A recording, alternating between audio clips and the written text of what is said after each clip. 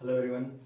Since it's been a while discussing measure theory, here is an attempt to recall the things what we have studied till date.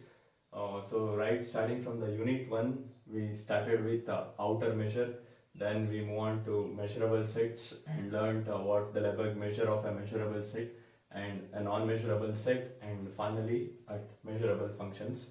And hope you're all thorough with unit 1, and heading into the unit 2, we were almost in the midway of this unit, and seeing this, what were the things in the unit 2? The Lebesgue integral of a bounded function or a set of finite measure. I hope you remember we have stopped here, and the things remaining to discuss are the integral of a non-negative function and the general Lebesgue integral. So if you remember, we have discussed the Lebesgue integral of a bounded function or a set of finite measure. So recalling again the things right from the start, in the unit 2 we started with Riemann integral because I told that at the start the Lebesgue integral is nothing but the generalization of a Riemann integral, and to be precise, the extension of Riemann integral is nothing but Lebesgue integral. So the Riemann integral was crucial in to getting that. And getting into the next step, we get to know about step functions, because again step functions play a major role here, as they are simple functions and we are making use of simple functions to define the Lebesgue integral. And in the next we saw the statement of Lebesgue theorem, which states that if f is a bounded function and f is Riemann integrable, then f is Riemann integrable if and only if the points at which f is discontinuous is of measure 0. So that also serves as a necessary and sufficient condition for Riemann integrability in terms of measure theory, which is nothing but if f is bounded and Riemann integrable. Riemann integrable means it will be bounded. So f is Riemann integrable if and only if the set of points at which f is discontinuous should be of measure 0. So that is the necessary and sufficient condition for Riemann integrability in terms of measure theory. And we are not much concerned about the proof of that theorem. And coming to the next, that is nothing but the Lebesgue integral of a bounded function over a set of finite measure. Next, as I told, we make use of simple functions there. Again, simple functions and their canonical representation. And by the use of the canonical representation, we defined what a Lebesgue integral of a bounded function over a set of finite measure. So that was the case. And next, coming to that, as I said, we made use of simple functions. We defined upper Riemann integral and lower Riemann integral to be infimum of a simple function and supremum of a simple function, where this is the upper Riemann integral and that was the lower Riemann integral, and it was the integral was computed over an interval, where in case of Lebesgue integral we are defining it over a measurable set with finite measure. So with that we defined what were the cases of Lebesgue integral. And now getting into the next proposition, if you remember, we learned this. If phi and c are two simple functions which vanish outside a set of finite measure, then we have integral of a phi plus bc should be to be same as a into integral of phi plus b into integral of c. And in the same way, we also have, if phi is greater than or equal to z almost everywhere, then integral of phi is greater than or equal to integral of c. Again, almost everywhere in the sense the set at which the measure is 0, you remember that, if which is less than or equal to 0. The complement of that set should be of measure 0. Next, we get into the theorem which states let f be a bounded function defined on a measurable set E with finite measure, then f is measurable if and only if infimum of phi, where infimum is taken over all simple functions c greater than or equal to phi, equal to supremum of phi, where supremum is taken over all simple functions phi less than or equal to f for all simple functions phi and z. the importance of this theorem or the need to get to this theorem was, in case of Riemann integral, upper Riemann integral and lower Riemann integral were equal for the classes of continuous functions, isn't it? We have discussed it. So upper Riemann integral and lower Riemann integral will be equal for the class of continuous functions. So if we question here, in case of Lebesgue integral, when will be these two numbers be equal? If we question ourselves when these two numbers will be equal, the answer is, as f is Riemann integrable for the classes of continuous functions, the answer here is it is for the classes of measurable functions. So this theorem plays a major role in getting understand the Lebesgue integrability for the classes of measurable functions, and a very important theorem as it would be for 8 marks. So these are the things what we have studied till date, and we will see what we have to head on to the next. I needed you people to get into this definition again. If f is a bounded measurable function defined on a measurable set E with the measure of E to be finite, we define the Lebesgue integral of f over E by infimum of psi of x dx, where infimum is taken over all simple functions psi greater than or equal to f. So I just wanted to recall this definition, and the following theorem suggests us that the Lebesgue integral is nothing but the generalization of Riemann integral. And let me see the statement of the theorem. Let f be a bounded function defined on the interval ab. If f is Riemann integrable over ab, then f is measurable, and Riemann integrable is nothing but the Lebesgue integral of the function. This is nothing but Riemann integrable implies Lebesgue integral. But remember that the converse need not be true. That is, Lebesgue integral need not be imply Riemann integrable. We will come into the example later, but first we will move on to the proof. It's quite simple, and known the fact that every step function is a simple function, we have lower Riemann integral to be less than or equal to supremum of say some simple function phi. And this is less than or equal to infimum of say some simple function psi, where psi is greater than or equal to f, and this is less than or equal to upper Riemann integral. And having the hypothesis that f is Riemann integrable, we have lower Riemann integral to be equal to upper Riemann integral, and this implies supremum of phi of x is equal to infimum of psi of x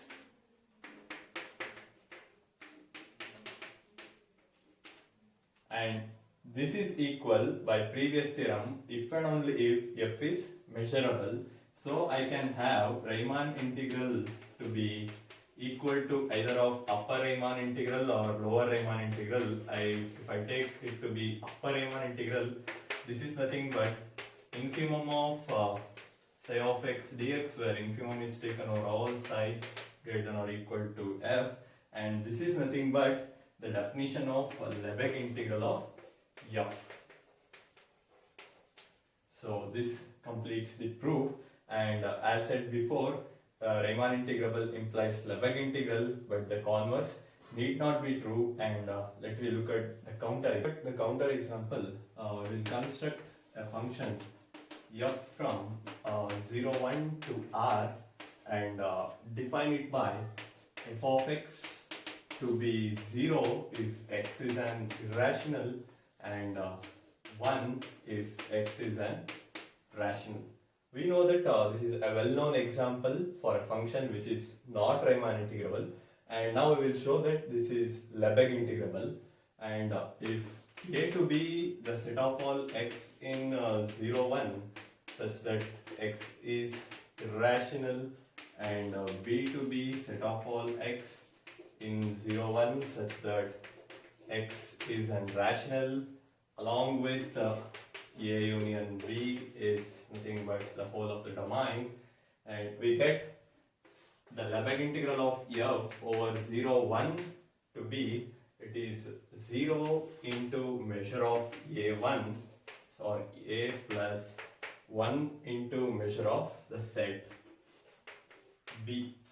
And measure of A is nothing but the set of all rationals, and measure of set of all rationals is infinity, but here we have a finite domain 0 1, so measure of A is here is 1, and we know that measure of set of rationals is 0, so measure of B is 0, so we have got Lebesgue integral over 0 1 to be 0, so this function is clearly Lebesgue integral but not Riemann integral, and this serves as an example which is a function for a Lebesgue integral which is not Riemann integral. And the next we have a theorem. If f and g are bounded measurable functions defined on a set E of finite measure, then we have these 5 statements. The first one, integral of a into f plus b into g is same as a into integral of f plus b into integral of g, and the next, if f equal to g almost everywhere, then integral of f is same as integral of g.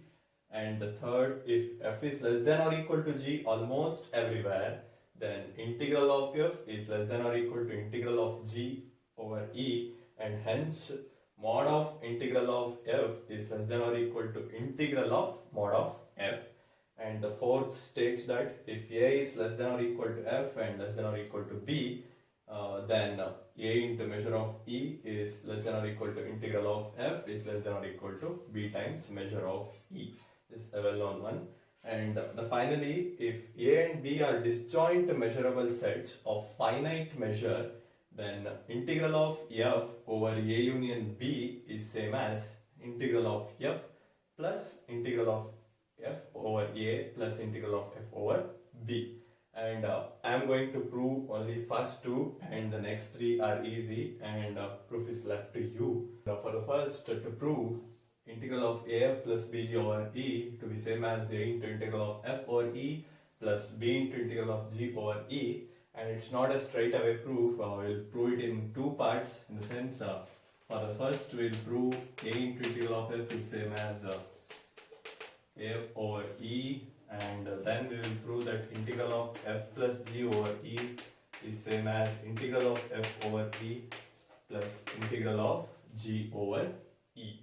And you need to remember that if phi is any simple function, then so is a into phi. So a into phi is also a simple function. Next, given that hypothesis, f is a bounded measurable function.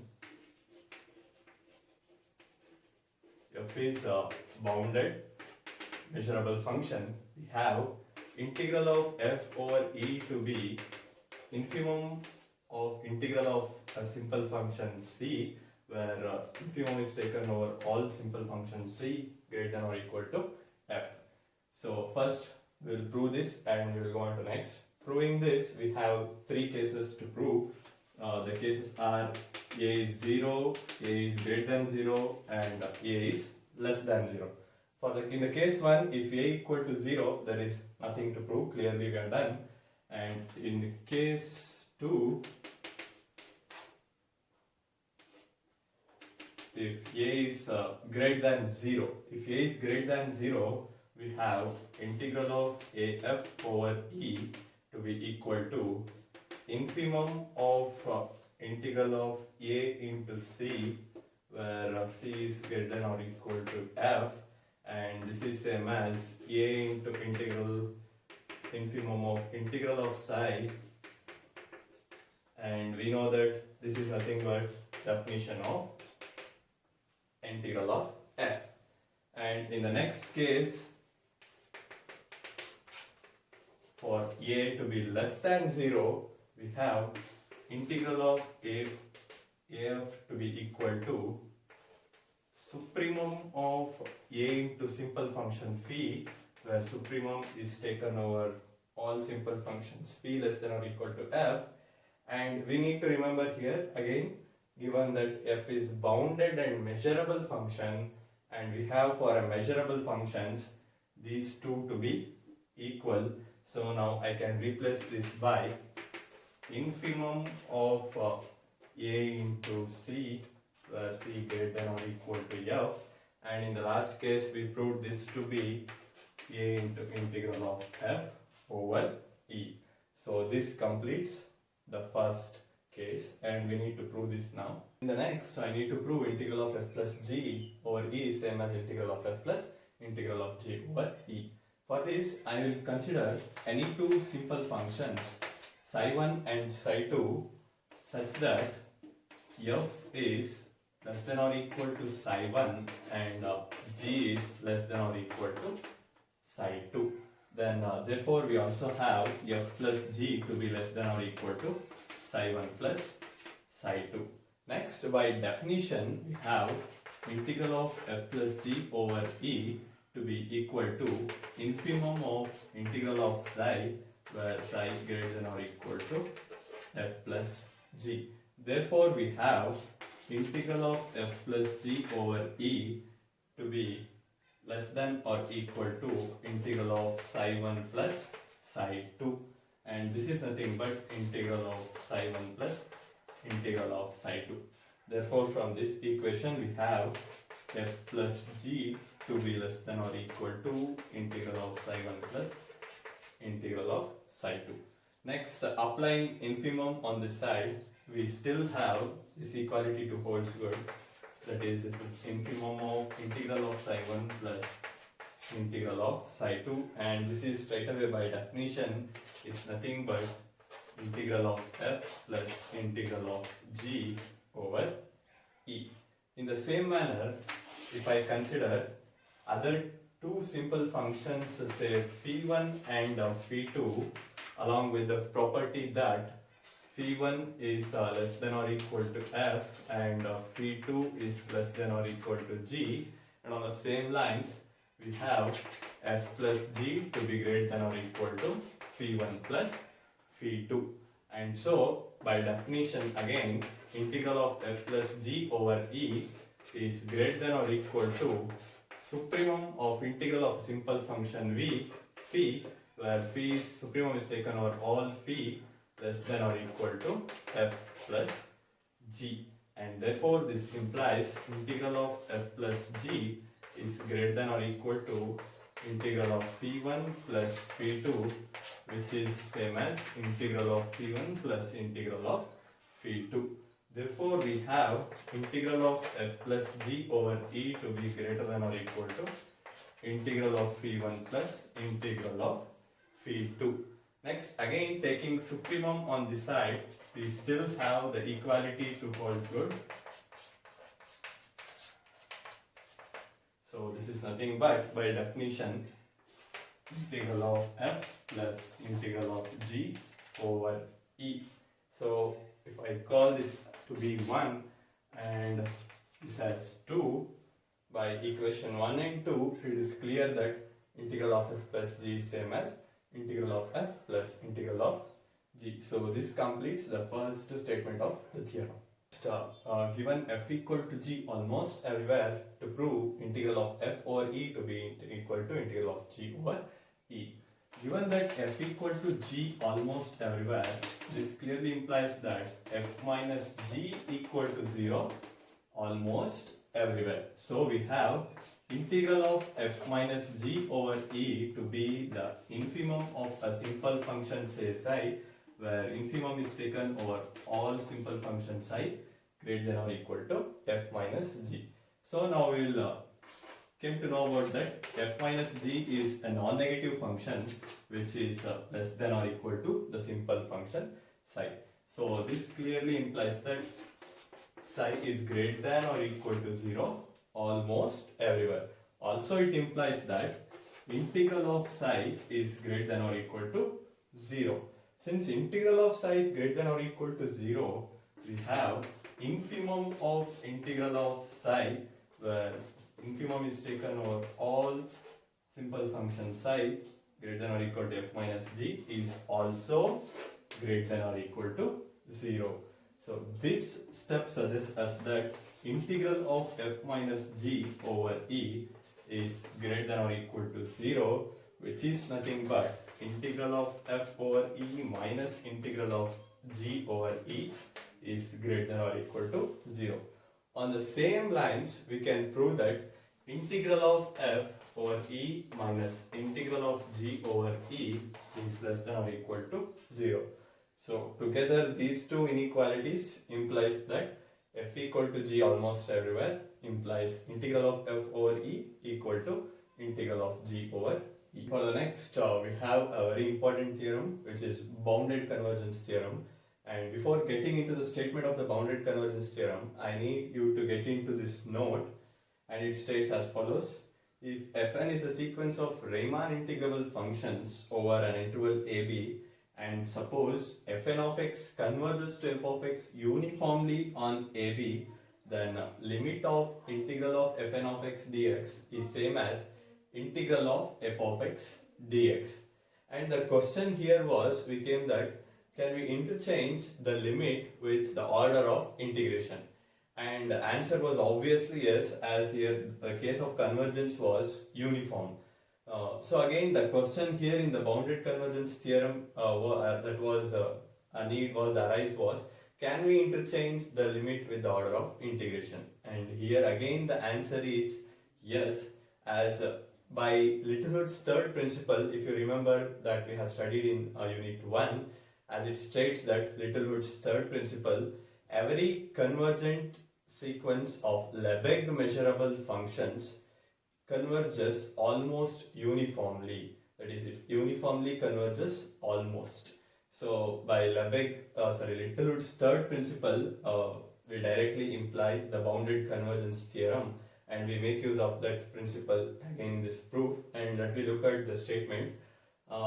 Let fn be a sequence of measurable functions defined on a set E of finite measure, and suppose fn is bounded for every n and for all x in E, and if limit of fn is f of x for all x in E, then we have limit of integral of fn to be integral of f. This is the statement of bounded convergence theorem, and let me look at into the proof now. The proof,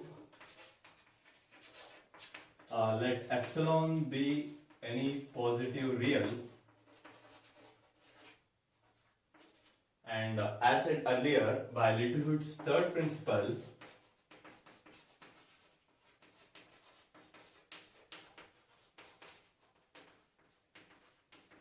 I can find an n and a measurable set A which is a subset of E along with measure of A to be less than epsilon by 4m for every n greater than or equal to n, and for x not in A,